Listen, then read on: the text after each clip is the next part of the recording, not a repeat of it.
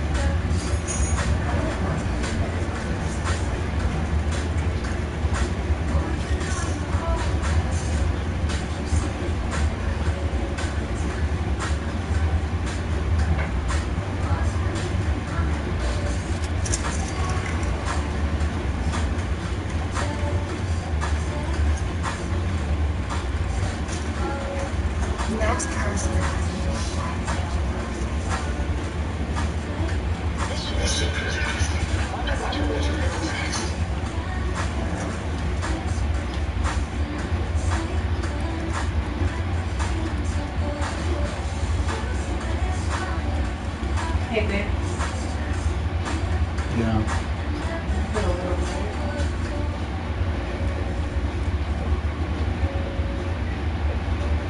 Am I overreacting?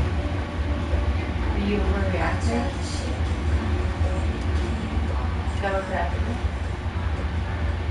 I just feel like maybe Okay, so I'm at the last part right here, which is the fragrance oils. and I feel So like I'll take you closer so you can see over here in just a second, but I might be wrong, but maybe you're bringing some of that at home. What it feels like.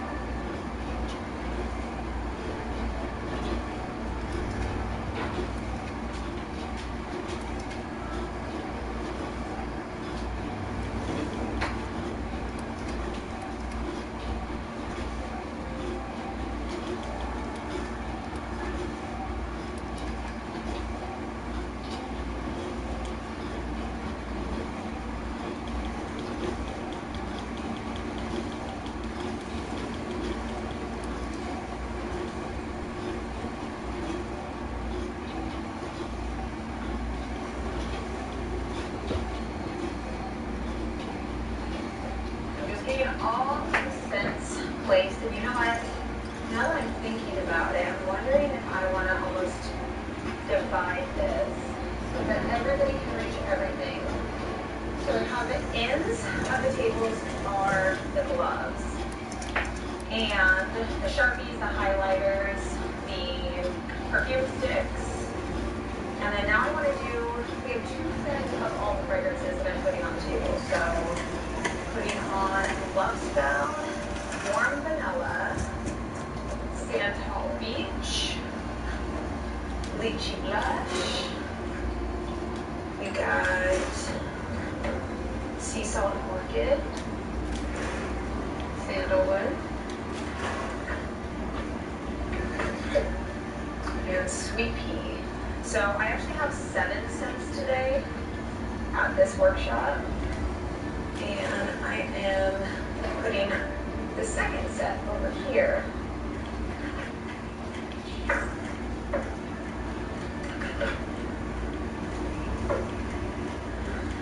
Get this put away. Okay, so here is the overview of the table. I have everything set up, so just a little close-up of everything. So you have the set menu right there. On top of the wick holders, I always put the label and then the warning label. And then I have the pouring pitchers right there. Then over here, they have their stir stick, the wicks, and then the wick setter along with the fragrance oil cup. And then their jar, which in this case is the gold. The gold shiny jars for Valentine's Day. So on the table, I always put highlighters and Sharpies. So the way that we do it is that when they're going through and they're smelling all of the scents, these are little dropper bottles. And we provide the perfume sticks for them to utilize the dropper bottles so they can hold 1 scent of one, 2 scents of another, and just kind of get an idea of what it would smell like together. And then on the scent card, I have them let me know which scent they're wanting, and we highlight it. And then I write down the grams that I need when they take it to the pouring station. So this is almost like their ticket.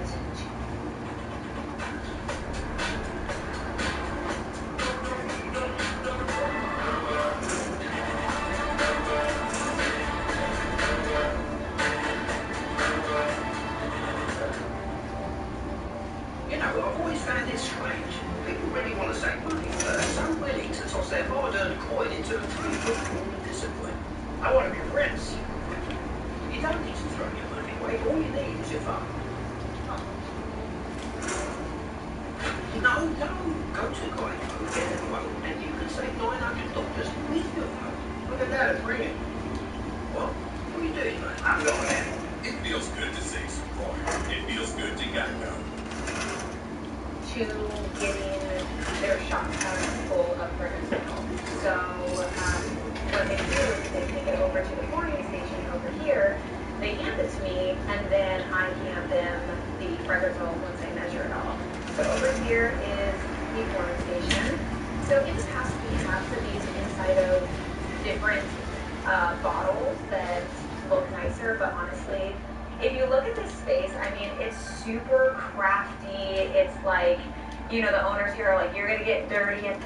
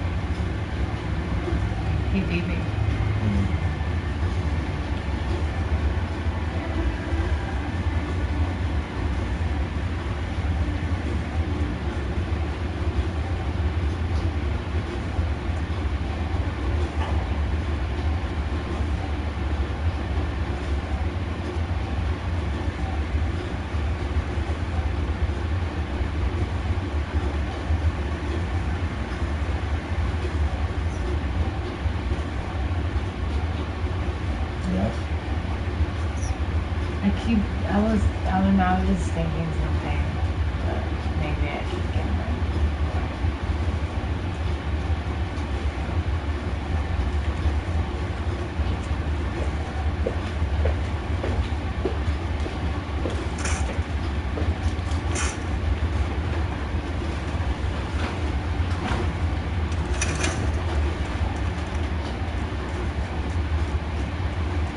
Never fear.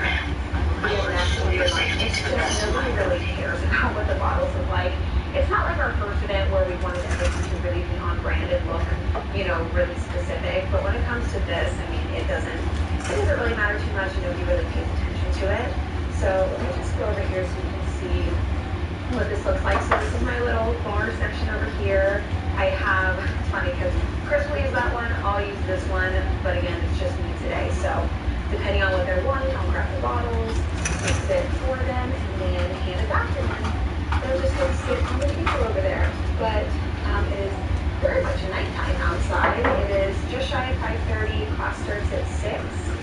So we'll see when the first people get here. And I'm just waiting for the wax to melt because I just checked it and it still hasn't broken through yet, but I'm sure in the next hour it will be more than fine because again, we will be pouring for another hour. I also forgot to mention this part of it too. So this is actually my tray. This is my station where I stand. This is kind of what I look like when I'm teaching people. So this is where I stand when I am addressing everybody at the table. I did in the beginning think about putting the tray and everything right here, but I want to have a little bit more space so I'm not talking right next to everybody. So I used to stand right here, and Jen, who is the owner of Board and Brush, she will usually get everybody's attention and just kind of, you know, welcome, and then she'll kind of direct attention to me, and then I kind of do the same thing where I say, you know, thank you so much for coming today. You know, just a little bit of backstory on us. You know, I started this business back in 2020, and I launched actually right during the pandemic, and around husband joined, and this time I'll say he's usually here, but he's actually home with our son right now. But we are a husband and wife duo in this business, and we just keep growing, so we really appreciate you coming out tonight, and just we're gonna have a lot of fun. And then I dive right into the tray. So it's kind of like a tray tour, as what my other candle making friend calls it. So I dive right into it. I basically just go over everything that they're seeing on their tray so that they're familiar with it. I also just realized I don't have a pouring pitcher right here, so I need to go get one for myself. But I'll go over everything, so just going over the warning label, going over the label itself, the straw, the wicks, the stirring stick, and just kind of going over everything that they're looking at. Once I'm done, like naming all of the items on the tray, then I'll go through and have them do the only two things that they really need to do to prep their jars. Actually, technically it's three things. So first thing is I have them put the warning label at the bottom. Introducing the new Knit and Sew Shop at Michaels. Discover hundreds of yarn schemes and a range of colors and textures, with all your favorite brands together in one place. Shop the new Knit and Sew Shop, only at Michaels. Everything to create anything.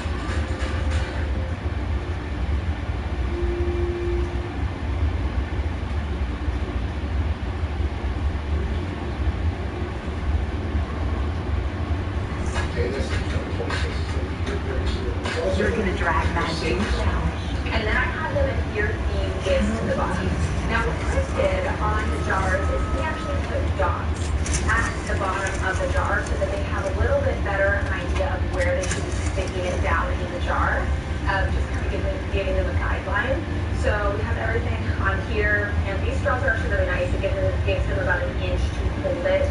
They can look down, stick it right on, and then I have them adhere the wick holders to the top of the jars. And then they're ready to really dive into the fragrance. Now, what I have found is that before class begins, when everybody's kind of coming in, people will start smelling the fragrance. It's fine. There's no rules. They start smelling the fragrance, get familiar with them. People will sometimes have their blends all ready to go. We've actually had people attend 2 classes in a row, so they kind of knew the gist of how the class was going to go. So they'll just kind of be able to dive into the fragrance, and then I'll go around just kind of, it's kind of a play of like, you don't want to talk too much and be too overbearing. You want to give them time to really figure out which fragrances they like, but I don't want to just be in the back waiting for 15 minutes. So it's just kind of this balance of making sure that I am giving everybody, you know, enough attention and really trying to see, okay, what scents are you liking?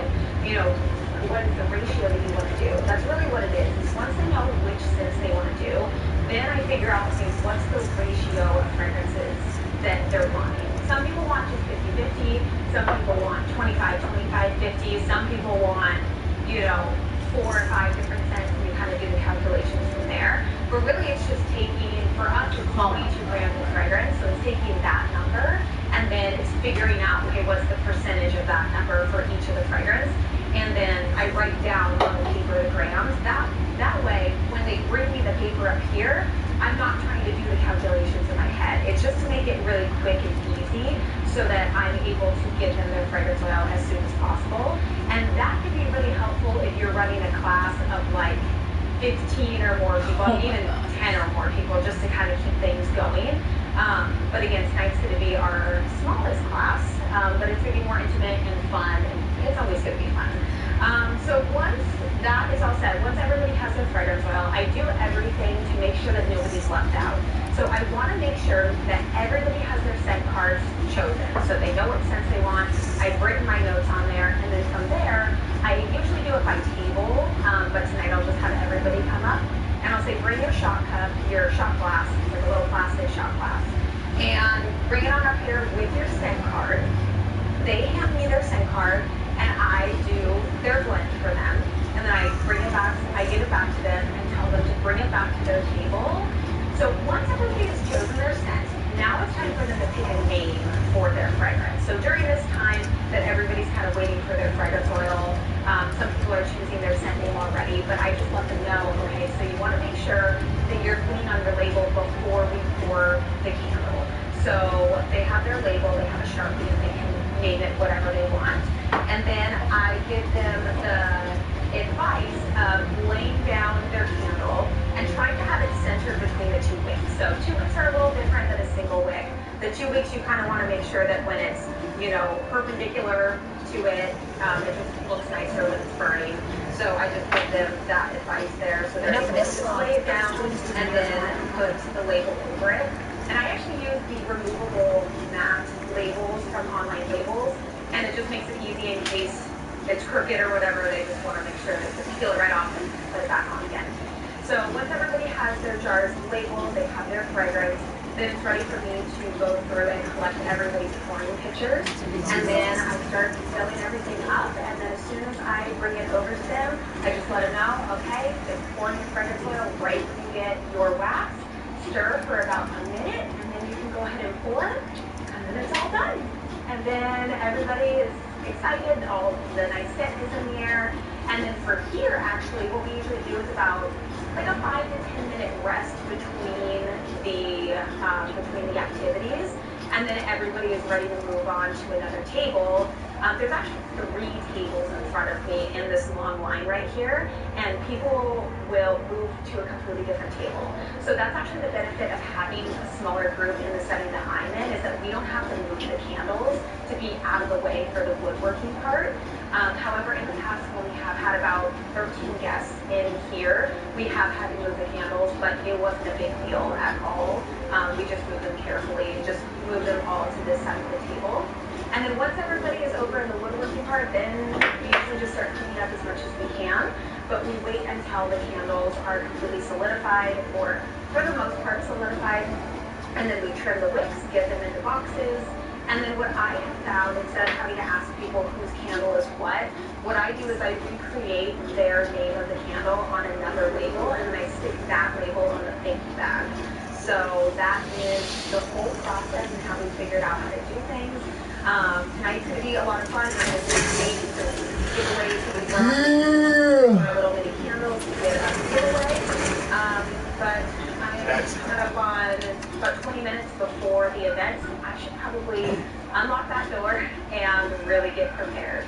But thank you all so much for watching. I hope you learned a lot. It was really cool to be able to film in this space.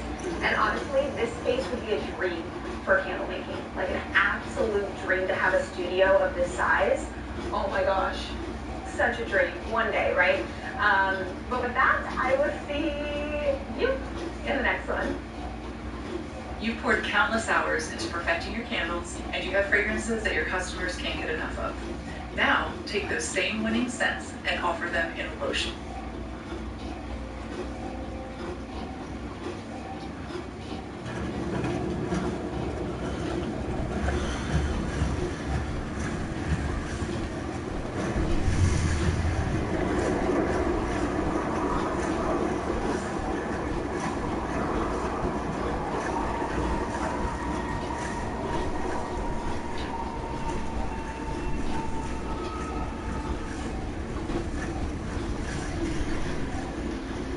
If you want to start your own wholesale candle business in the year of 2026, you're going to want to watch this video from start to finish. Now, I have my own candle business called Memory Box Candle Co., and wholesale is actually our primary source of revenue at the moment. And as we're recording of this video, it is December 23rd of 2025, and so far this year, we've done about $112,000 on the Bear platform, which is where we do all of our wholesale transactions. And our lifetime sales on the platform is about $213,000, and this has been since July of 2023, so about 2.5 years of wholesale sales. So needless to say, we've had a lot of transactions, and I do have quite a lot of experience in the wholesale department. So today's video, I'm just going to be giving you everything that I possibly can give you when it comes to running a wholesale business, because it's different than a direct-to-consumer business. And also, you can do both at the same time. We do both. We have our retail website, which is direct-to-consumer, and we also have wholesale on there. Some people choose to do one or the other, but you can absolutely do both. And what I wanted to do in this video is basically break down the pros of wholesale, the cons of wholesale, the benefits, some tips that I have, things that you may not be thinking about, just anything that I can possibly give you that I wish I would have known before I got into wholesale, and things that I think will help you be more successful. So instead of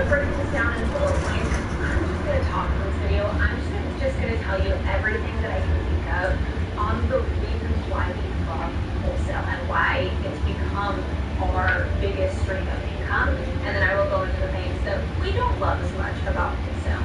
So when it comes to running a wholesale business, the main thing that we love so much about it is the fact that we are able to sell many products to one customer. So it's a different business model than the direct to consumer. So if you have an Etsy shop or a Shopify store, it's different because instead of just selling one or two or a few different items to one customer, you are selling sometimes hundreds of products to one customer. And the best part of this is when you have a good wholesale partner, when you have a good retailer that is purchasing your products, to where your product is resonating with their customer base, it's a win-win because the more that your products are selling for that retailer, the faster and more often that they're going to want to keep purchasing from you. So in some regard, we almost found that wholesale is more predictable and consistent revenue, even when there's nothing set up where okay, this retailer is going to purchase on this date, every month they're going to be purchasing. But we've had retailers some of our retailers have been purchasing from us since our first few weeks on Fair, but most of them have been purchasing from us consistently for the last year and a half. And we know that we're probably going to see them pop up, whether it's a sale, whether it's been, a month and a half or 2 weeks, and we start to think about that retailer. When I send out emails, that kind of encourages the retailers to purchase from us and kind of, jogs their memory where they, see that their shelves are doing well with our products and they're doing their monthly or weekly reordering of their vendors, then they come and repurchase from us. So it's interesting because even though, again, it's not consistent, it's not like every month we're going to be making that, but it's so much more predictable, it's so much more something that we are expecting more often than a direct consumer customer. So the way that I look at it is wholesale requires less loyal customers to have a successful channel business than a direct consumer business does. So when you're looking at direct consumer on a Shopify store or on an Etsy shop, you typically have to have quite a few loyal customers that are purchasing from you all the time because they're purchasing less every time. Versus you could have 30 to 50 really loyal repeat purchases from you every month. Maybe they're $300 to $500 each for a store, and having really Stop the cake. going, even with the lower profit margin. We'll get into that momentarily. We'll talk about profit margin. But that's just a way to look at it and get that you have to get less loyal customers with wholesale than you do with direct consumer. And what we're trying to do all of our wholesale orders are made to order, which means we don't make any product until we actually get an order. So what that does is it helps us be really intentional about the products that we use so that we're not making products and having it sit on the shelf for months and months. I don't know if you can tell, there are no products on the shelf right now because we have shipped out all the wholesale orders. It has been a slow time right now because it's 2 weeks before Christmas. We do have a few orders that Chris is prepping right here, but overall, all of the orders that we get in, we make everything add to order. So we don't have to have anything sitting on the shelf or constantly restocking, which I have put as a huge pro for people that say they don't have a lot of time to dedicate to their candle business.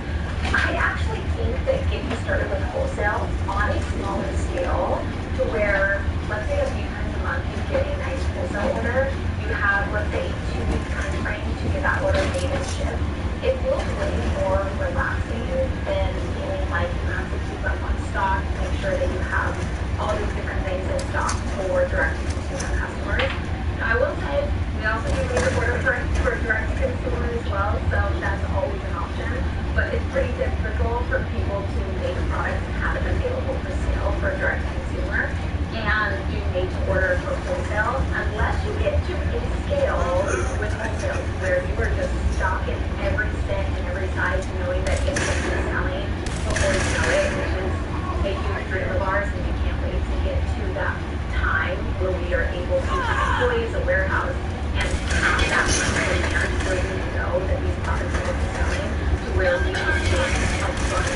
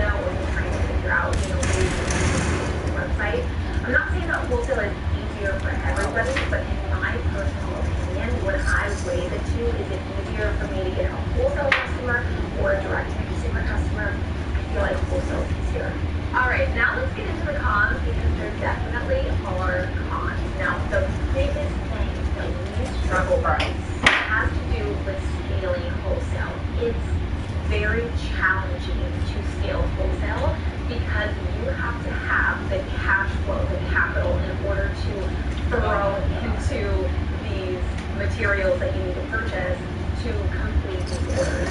So unfortunately, over the last couple of years, we've had to turn down really big wholesale orders of thousands of units of products because we don't have the space. This is a 9 by 10 foot room. We don't have a lot of space.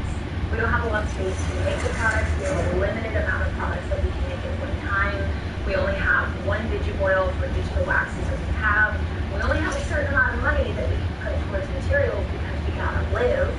And it's just one of those things where we are slowly trying to scale as much as we can, but it is challenging because if all of these purchases, all of these orders that we were getting were direct to consumer, we would be making double the amount of money that we're making, and it would just be completely different. We wouldn't be feeling so like, oh, we're spending all this money on materials, on products, and then, you know, all the time that goes into wholesale. It's a lot of time, it's a lot of money, and, you know, I'm only speaking for where we are right now. You know, with doing $100,000 a year in wholesale, it feels like sometimes you're just working all the time making so much product to just throw more at materials. Obviously, we're making a profit. Otherwise, we wouldn't be able to live.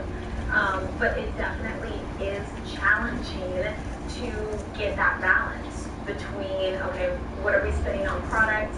How are we going to allocate all the money that we have? Are we still going to have money left over to pay rent? You know, all that kind of stuff that we are thinking about and trying to balance and manage out. And that has become definitely the hardest part. I can see, though, that if somebody is just wanting to make some extra money on the side and they're not looking to really scale with wholesale, like make, you know, hundreds of thousands of dollars or $1 million a year with wholesale, I could see that it would be kind of relaxing and nice to just have that extra money coming in, and it wouldn't feel as like so crazy as sometimes it feels like for Chris and I. But I had to throw that out there as the #1 con because the cash flow is definitely the hardest part. So now let's talk profit margin, because I know I mentioned that not too long ago, is that the most obvious thing when it comes to the cons of wholesale is that you are making less per item than you would be direct to consumer. So when we're looking at the difference between wholesale and retail, is you are at a 50% less profit margin than you would be selling directly to the consumer.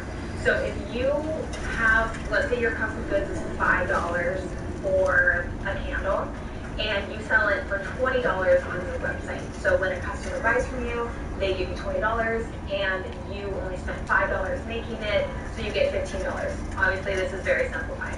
For wholesale, you would sell it at $10. So you would sell 50% off of retail price, so that that retailer can then go raise the price to $20 and make their profit on your product.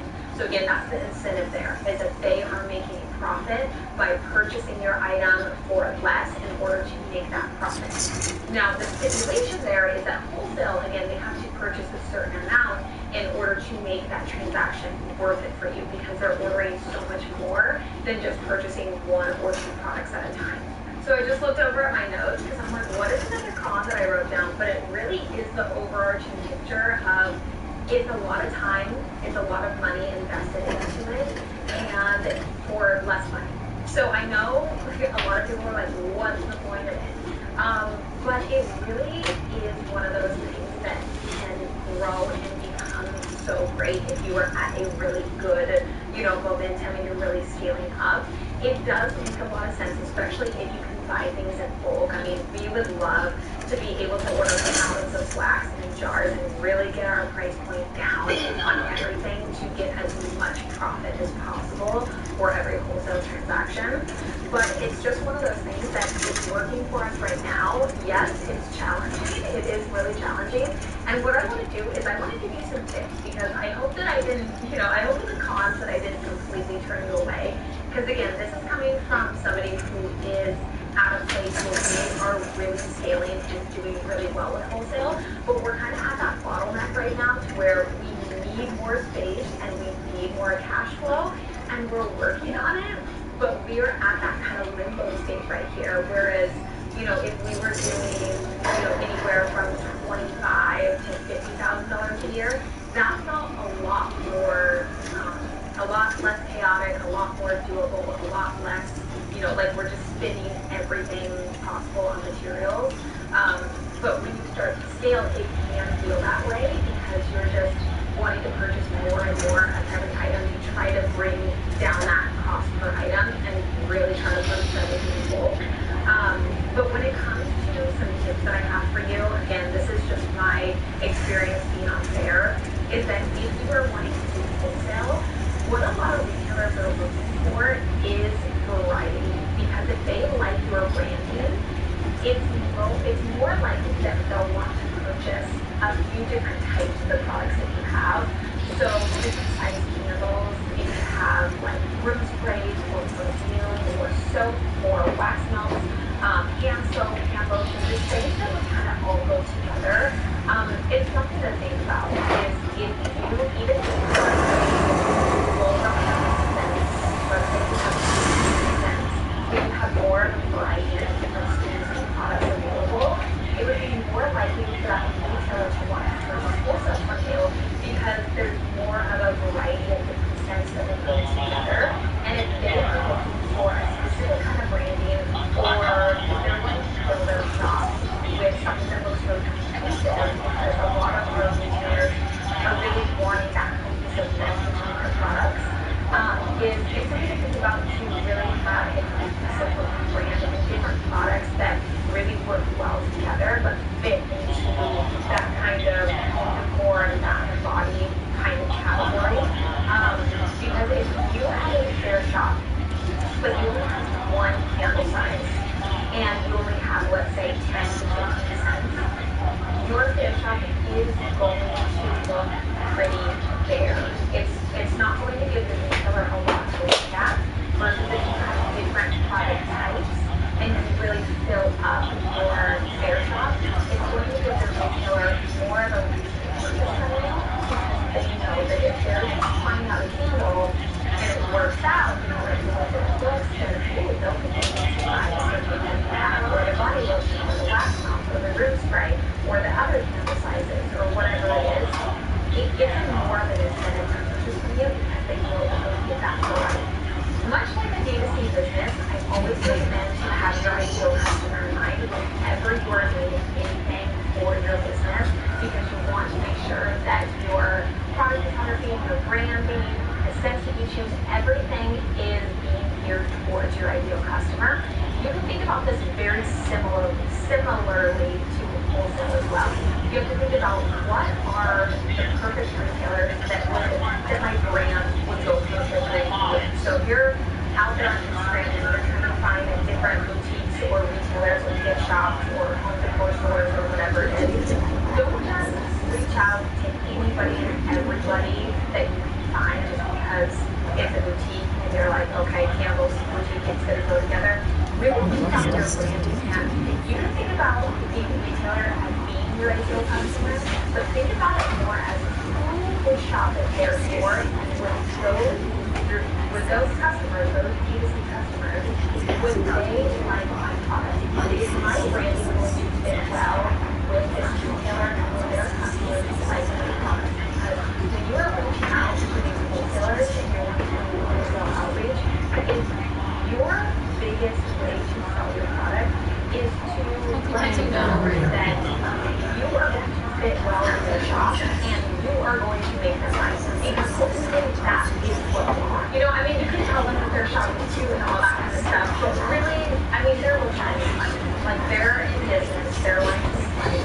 It's really just about is your product going to sell for them? That's pretty much what we care about. And then a couple other things I have for you. Again, this is very similar to C2C, like Shopify and Etsy and all of that. But just make sure that your product photography is on point because the retailers are not able to feel your product unless you're sending them free samples, and they're not able to smell your product and sell your product to them through the photos. On there, you're also able to show videos as well, which is really cool. But it's really just about giving a great description of your product, a great visual of your product, so that these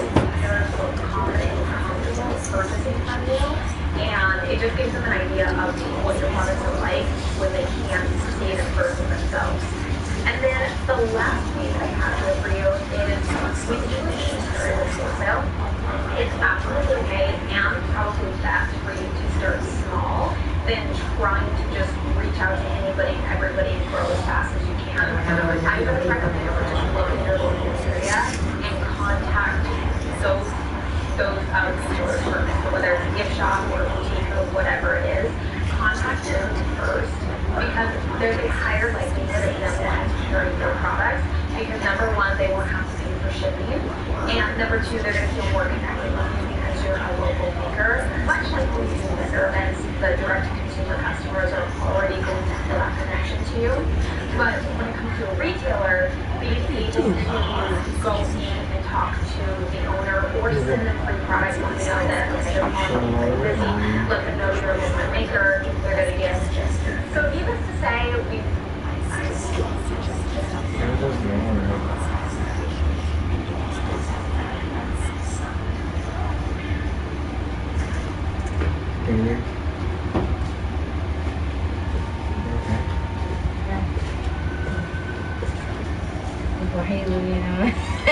Nails. Why are you walking towards me with your claws? What? I just gotta do my nails because I can't afford to go to the nail salon. It's okay. I can do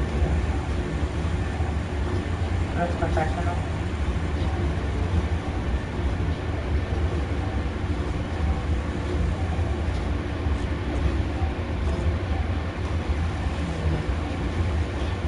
I'm watching videos so I can try to make money. You're watching videos to do what other people are doing. God, he's teaching me. I don't hear anything in education or how to make themselves. You need to be reaching out to people on a daily basis. Your fail rate is going to be like 1 out of 100. I'm so serious. You think I'm lying? Listen to start looking for sales videos. And people are going to tell you that you're going to have to take a lot of no's. You're going to have to take a lot of rejection. And you're going to have to learn to be okay with it.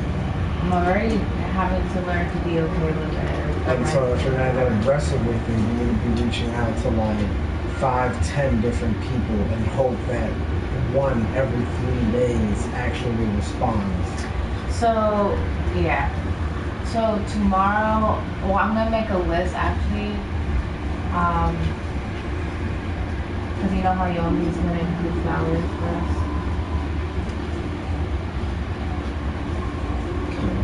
So I think I might go with her in the morning to Trader Joe's. I think she's gonna pick me up. This girl. She's gonna go to Silver Spring at 7 in the morning when it opens. And then she's hoping to leave there at 7:30 so she can make it to Trader Joe's. At first she was gonna go all the way to Virginia. I was like, whoa, why are you going all the way to Virginia for Trader Joe's? She's like, no, you're right, they have a good one in Annapolis. I'm like, okay, so she wants to buy some flowers from the wholesale and then some flowers from Trader Joe's because I guess the wholesales are probably be expensive and priced up because of that much time of day. So anyway, my whole point with that is I'm gonna write down some places I can maybe go to while we're there and see if I can talk to somebody and the boutiques and stuff and get stuff and see if they can have my products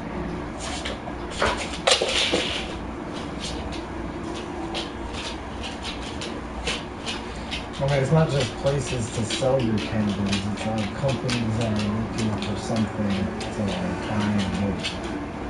Like, you could just be reaching out to any company, real estate offices, like, hey, are you guys looking for home buying gifts to give to new or leasing home buyers? Like, and then see what they're saying. send them emails, try to find emails to these offices. Like, you gotta get aggressive with it, Jasmine. You really do. And you gotta make 2 phone calls and email a day to every company for at least 2 weeks straight.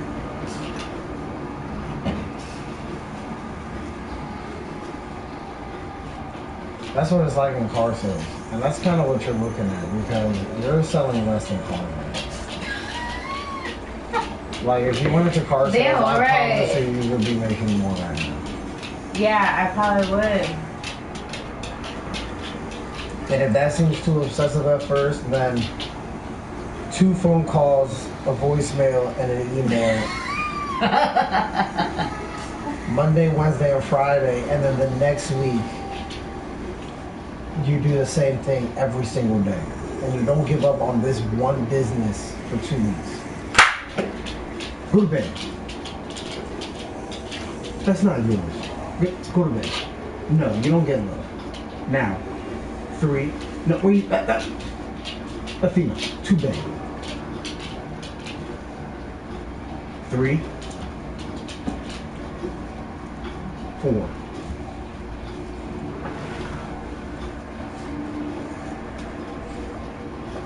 Lay.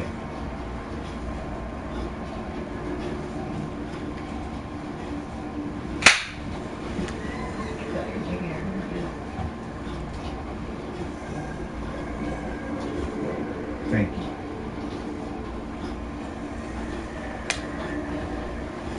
Okay. And that's like every single business, and you gotta figure out why they need your candles. Is it for employee appreciation because this is an office building or something? Or is it for, are they a daycare? And are they looking for Mother's Day's gift to give to the students for their mothers or something? Yeah.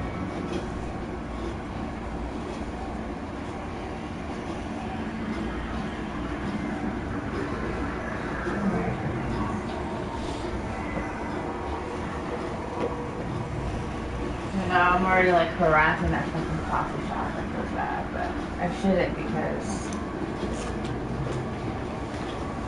that's what people do.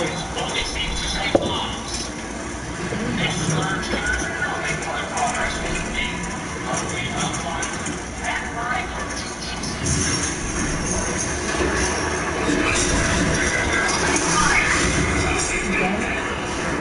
Get that.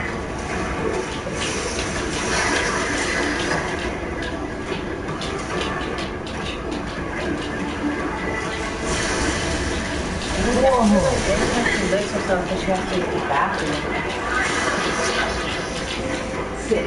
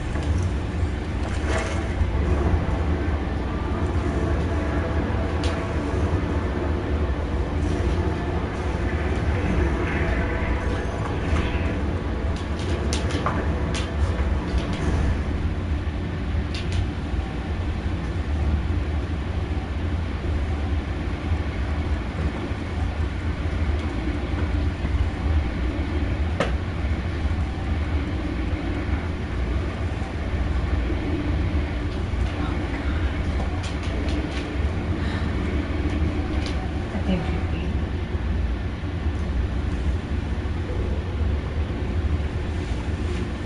Unless she licked the shit out of the sofa, I think she peed.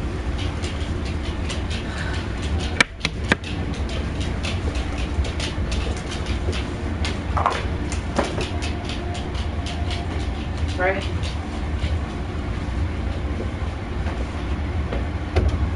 Took her out so many times.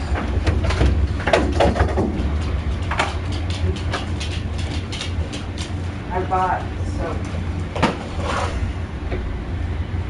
Hot spray.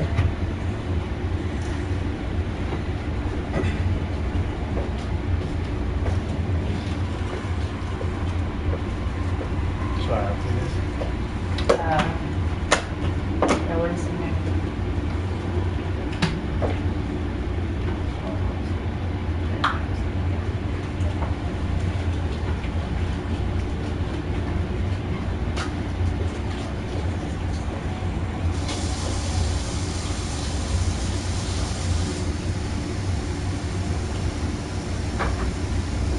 Oh, yeah. Athena, get down. Come here. Come here.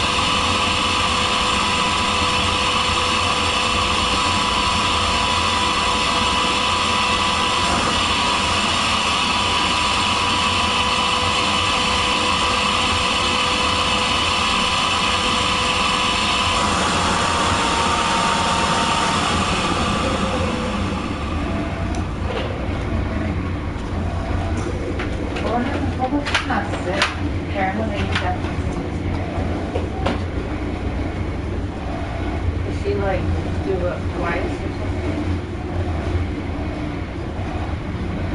Are you okay, Mama?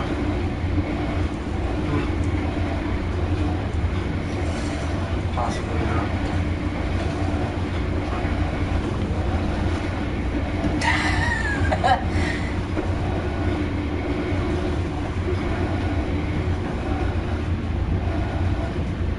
She's like, what the hell?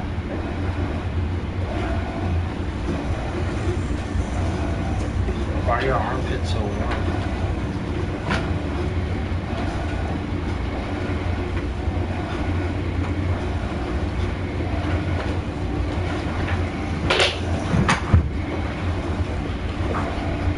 Athena, are you going through menopause? Oh my god. Seriously.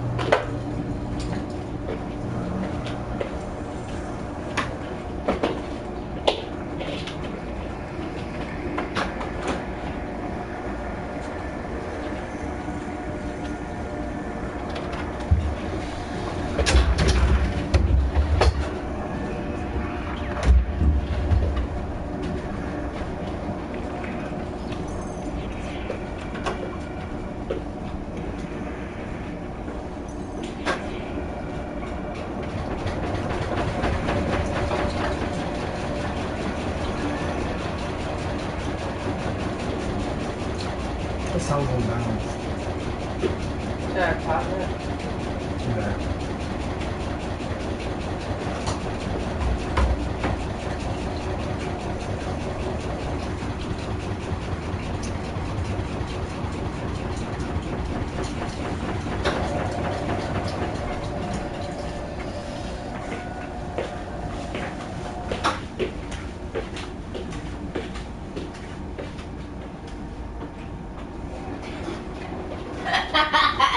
like that when I put it.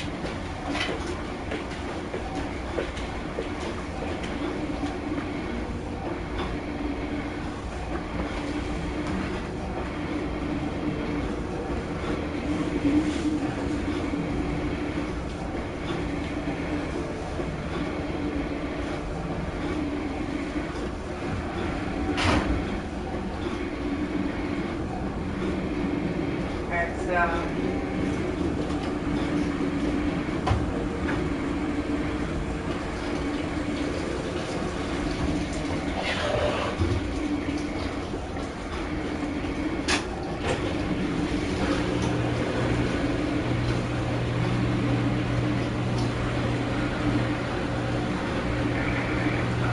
Yes. I'm gonna get some work done upstairs. So do you think you'll be able to print the base for my candles, the thing, or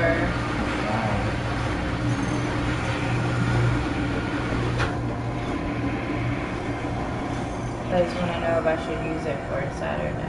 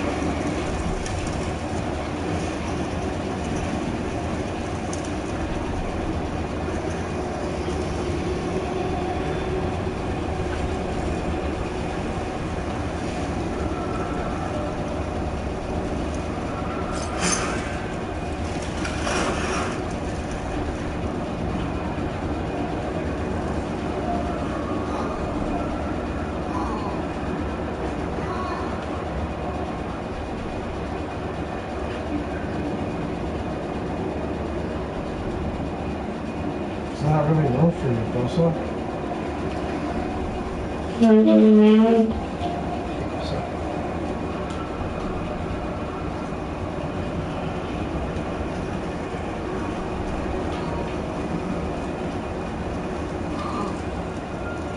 Watch the tracks. I repeat, self-tactic engaging.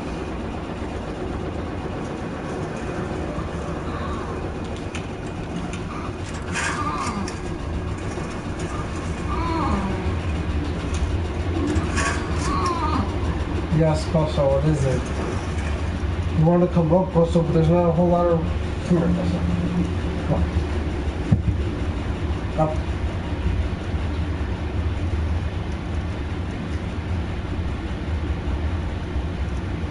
Here.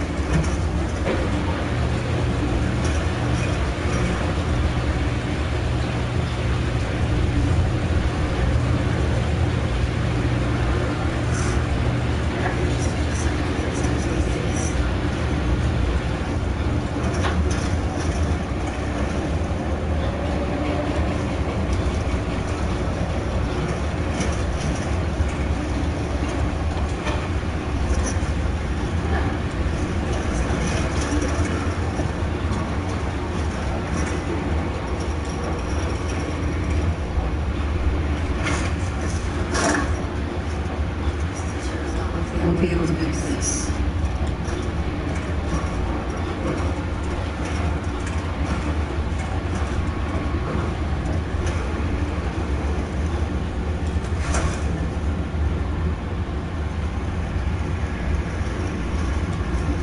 You really want to have multiple systems here, aren't you?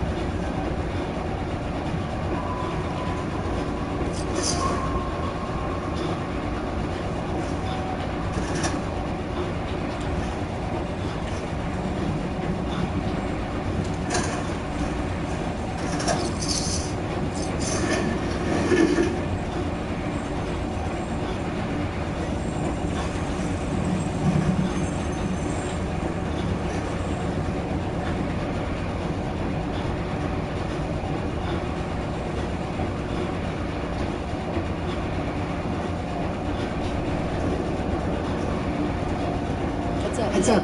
Yes. I'm glad to be service.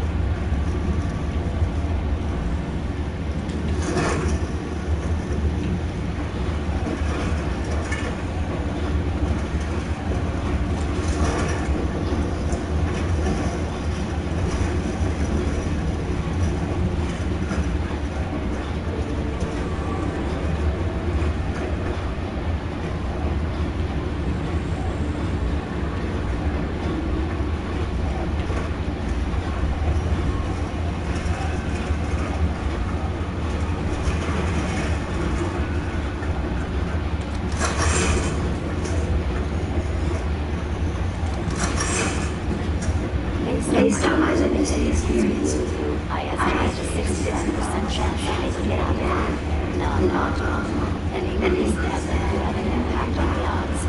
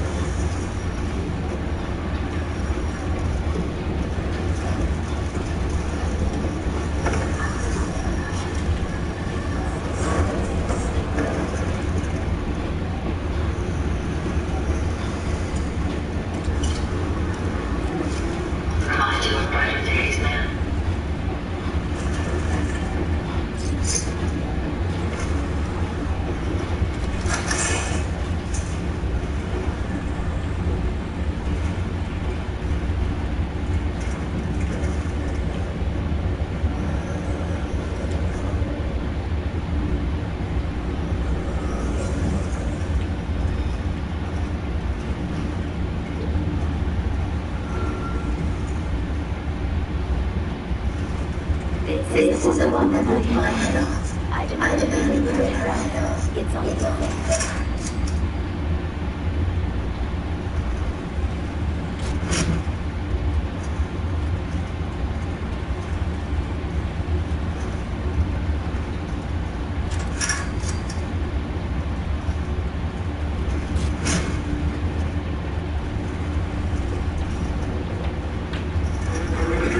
Detected.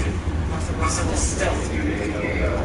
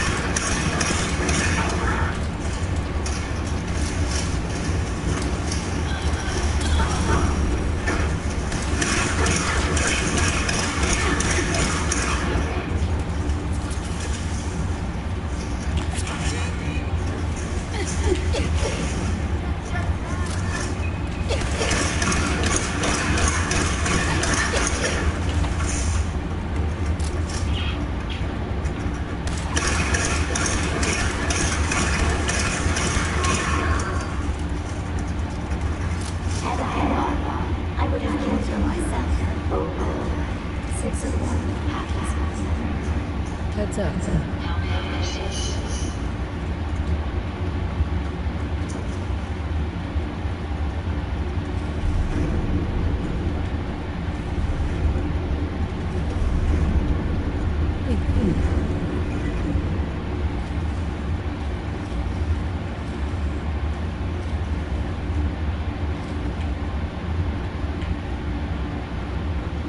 Look alive.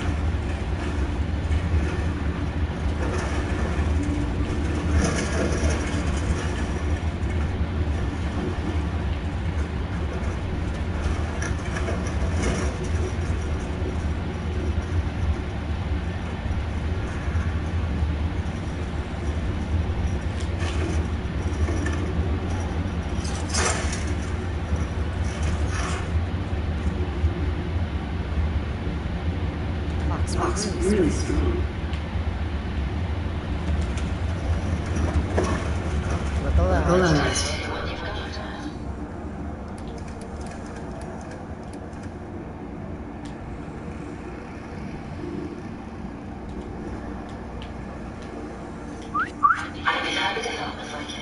Go check that out.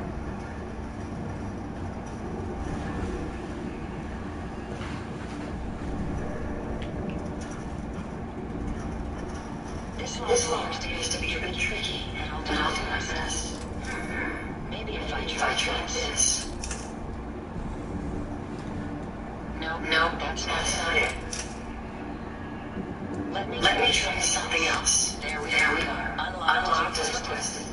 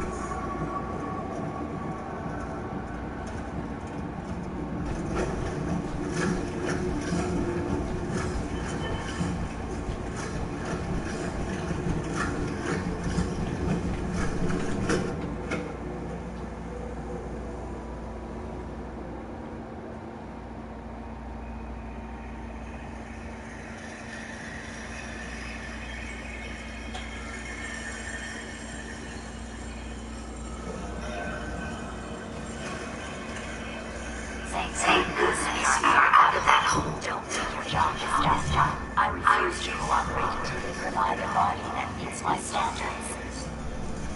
Hey. Here you go, Ada. Final opinion.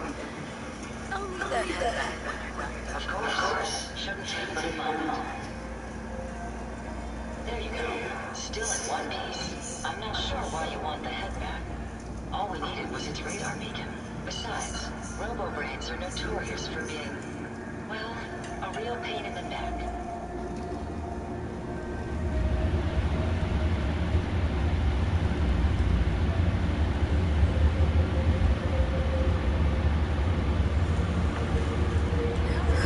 the final bit.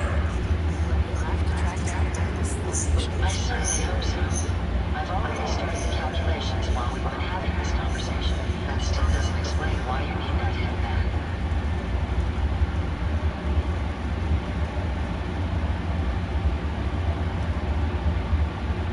What else do you know about her? Quite simply, it's the first time General Atomics produced a successful union between organic matter and robotics. The brain is used both as a control unit and a data storage unit, which is far more efficient than using standard circuits. Unfortunately, there were a lot of programming issues with these robots, which caused them to be a bit, shall we say, unhinged. Hopefully, this particular robo brain will have some of the answers that we've been seeking. Union of organic matter and robotics? Sounds like a Now, no.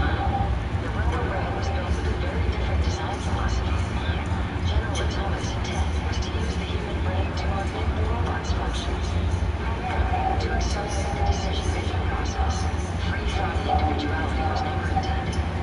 These were expressly built like soldiers, to follow orders without question. The robo brain's unfortunate tendency towards violence and aggression should be considered more of a malfunction than a calculated decision. Please tell me. I believe you can help us access the Mechanist's facility. Of course, it makes perfect sense that the Mechanist would not only keep its location a closely guarded secret, but would secure against intrusion as well. I'm terribly sorry. I haven't considered that possibility at all. I'm afraid when it comes to assisting humans, I'm not doing very well lately. Why would you say so? Isn't it obvious? Ever since I let my friends die in that caravan, I feel like I've been failing in my duties. I chose them out of the took the day we were attacked. Perhaps if I had selected an alternate route, they'd still be alive. Sometimes I wish that Jackson had programmed me with my personality mode set permanently to disable it.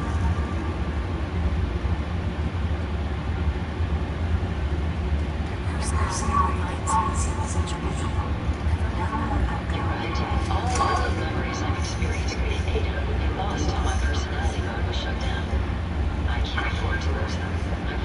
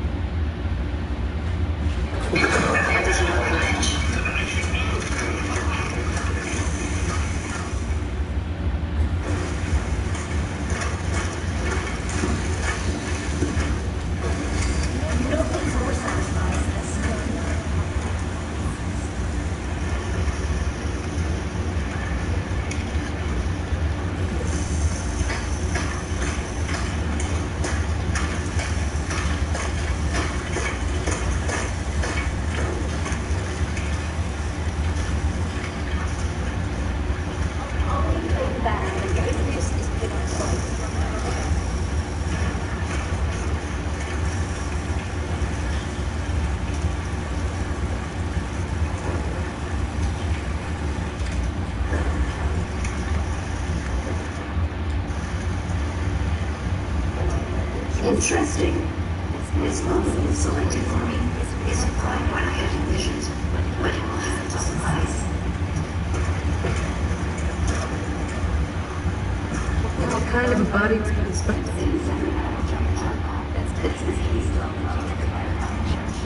I'd say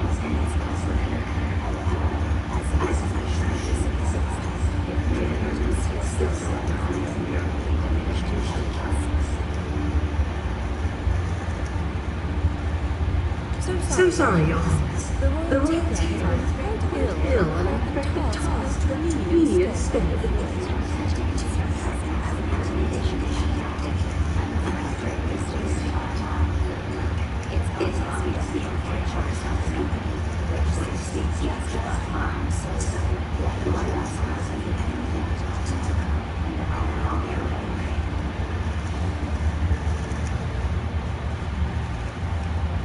Tell me everything you know about the business.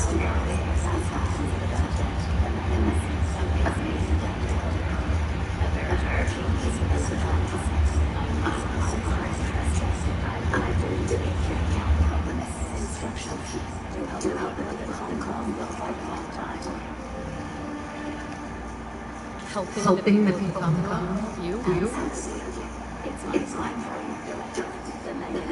It's like the the people of the Common Club, by my calculations, the easiest way to help a human is to destroy it. There's something prolonging all laugh and be fried for life. It's most efficient to assist. Any effort to help tends to result in complex side effects.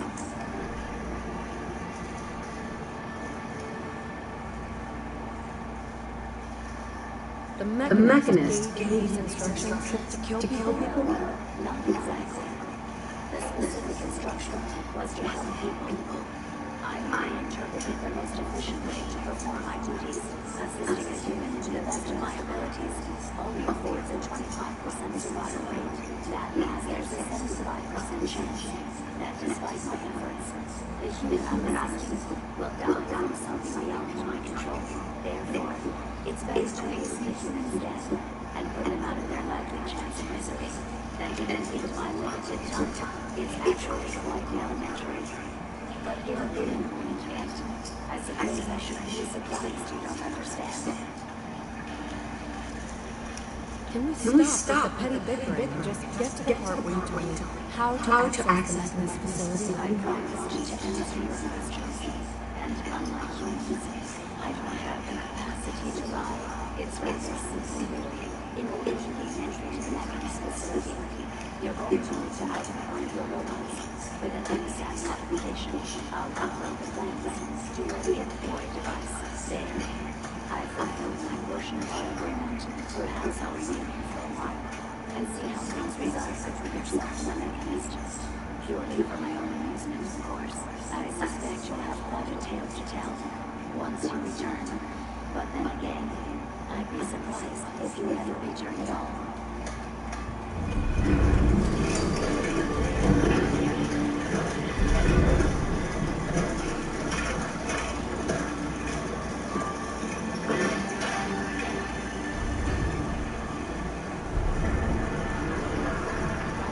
Hey.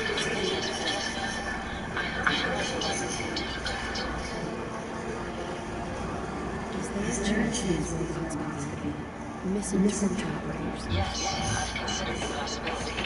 The contradictory nature of the Mechanist broadcasts are troubling. But the truth is, regardless of intent, the Mechanist needs to be stopped. These robots are too much a threat. Were you able to discover how to gain access to the Mechanist?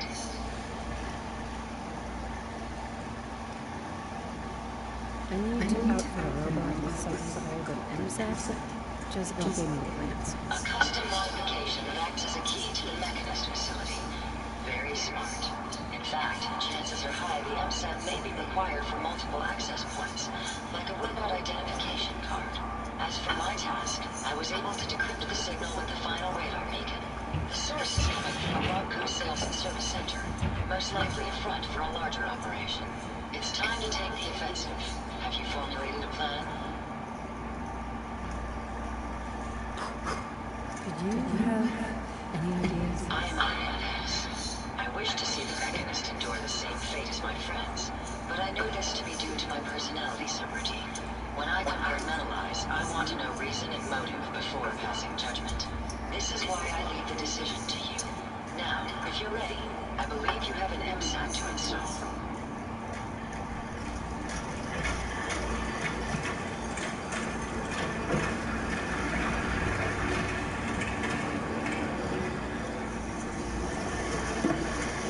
Habits reward individual identity. This place isn't. Still I hold important conditions.